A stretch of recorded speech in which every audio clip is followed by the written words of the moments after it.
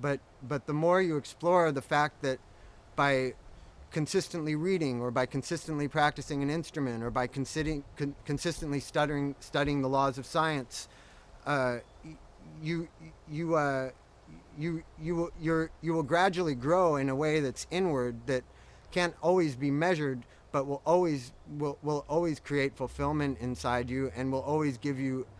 a fascination for where you are and what you are, and why you're here. And I believe that by doing that,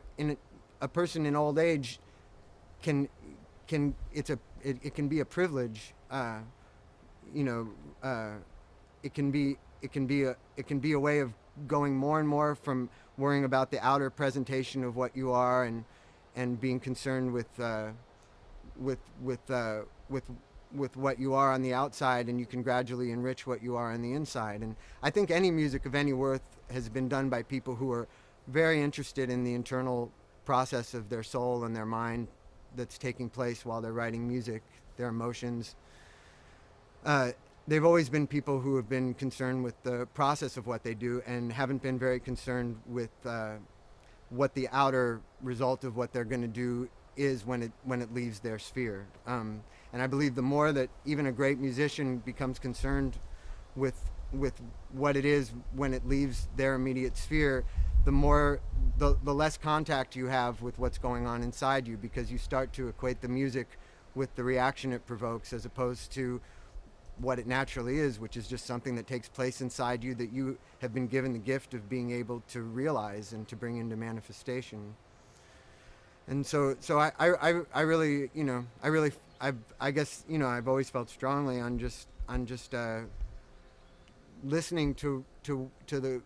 what your imagination dictates. If your imagination, I'm the kind of person, I'll shift from liking one kind of music to liking another kind of music, to where I'll go through a period of 3 years where I'm obsessed with one kind of music, and then 3 years later, I can't even imagine why I was listening to it. I'm so much in a different place, because it was just where my imagination gradually led me. Gradually, the idea of listening to one thing stopped being exciting, and gradually, the idea of listening to another thing seemed more exciting. Um, and it's because I'm judging music based on its quality, and obviously, if a person was judging music based on how popular it was or something, you would tend to focus your interests around things that were popular, and you would tend to make sure that all your musical efforts were were uh, were coordinated with the standards that the public sets of what's considered, the best. And I believe that kind of thing can make the imagination of a person that should be changing from one thing into the other, into having a fixed idea of what's great, and the mind should naturally just shift from one thing to the other, because that's the nature of the mind. It jumps from one thought to the other all the time. We have no control over that, but it can. I'm not going to go into that, it's the nature of everything in reality to change from one thing into another, and our minds are doing it all the time, and there's no reason that a person shouldn't completely shift their interests from one musical form to another, or shift their idea of what the idea of a great guitarist is, or what the idea of what music should do is. It's all really natural, and to let the ideas of what society tells you, this is a great guitarist, he's number one, nobody's better than him. It's just what that ends up doing is just putting a fixed idea about something that people should never have a fixed idea about. You might, I'll go through phases where I'm studying completely, guitar players who really weren't very well practiced, but that and didn't have a lot of technique or anything, but their ideas were so strong, and the emotion that they put into what they do was so strong, and they were so unique and original that that uh, that that they, for that period of time, seemed better than somebody like Jeff Beck or Jimi Hendrix, the people who I also consider to be, the greatest. It's just but I can't see someone like Bernard Sumner from Joy Division as being any less than what Jimi Hendrix was. In my eyes, they're the same thing. And depending on my mood, or depending on the time in my life, I'll see I'll see one as being extremely relevant to my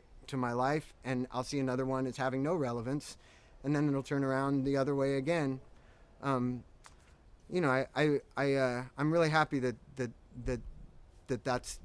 the way that the brain works, and that's the nature of music, is that I don't really think it's. I think only the individual can say for themselves what's good and what's worthwhile. It's these ideas that are perpetuated, where that trick us into thinking that there's some sort of a criteria for these things is ridiculous. It's only what makes you feel what you feel, and only you know that, So sometimes you got to clear your head a little bit and get away from caring about what your friends think is cool or whatever, to really listening to your subconscious and listening to your own real feelings, and deciding for yourself, what feels right to you. I said I hated music that I didn't hate. I just hated the kids who I associated it with.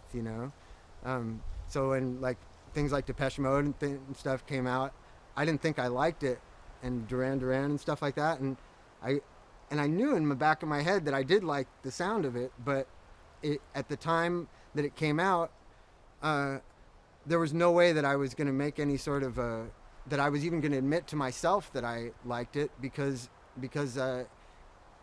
was concerned about the outer appearance of what that would mean if I liked it or something, or creating some kind of a fixed identity of me as the guy who really, into the music I was into, which obviously I was also really, I was much more into than I would have been then anyways, but with whatever things like King Crimson and Genesis and Yes and stuff like that, that was where what I really related to the most, and what I felt like gave me identity. But gradually, when I did start to get into things like Depeche Mode and Duran Duran, I was like, I remember liking this when I heard it. I just didn't admit it to myself. Would have been one thing to keep it secret from other people. That's its own issue. But to not even let myself know it. I remember recording a Depeche Mode song on the radio, and then when I realized it was them, I stopped recording it. And it was I loved the sound of it, and that should have been all I was going by. I shouldn't have been concerned about, oh, these people like it who I don't like, or something like that. It's like, it's a silly way to think, and I guess I have the reverse of it. Most people like things because other people like them, and I think either way you're doing yourself an injustice, because you like everything you like for a reason. If something sounds good to you, it sounds that way for a reason, and even if you don't understand something right away, sometimes if there's some little part of your brain that says there's something healthy here, or there's something interesting here, sometimes it's important also to do that. I did that, with jazz and stuff. I guess I grew up around classical music, so I didn't have an ear for jazz the way some people do when they're young, but I knew that there was something there for me, and so I learned things on my guitar and gradually developed the receptors in my brain, the emotional receptors in my brain that relate to the types of feelings and sounds and chords and melodies that are in that kind of music. And there's been so many forces working against people to come up with a fixed idea of what they like, that sometimes you kind of have to train yourself to figure out what you actually like, because it turns out I really love jazz and it really means a lot to me, but those doors hadn't been opened up in my head, or like I said, just those receptors had needed to be woken up, so I really just think it's important to pay attention to the nature of the way that the brain relates to music, and to listen to every little thing it dictates in terms of how you can get more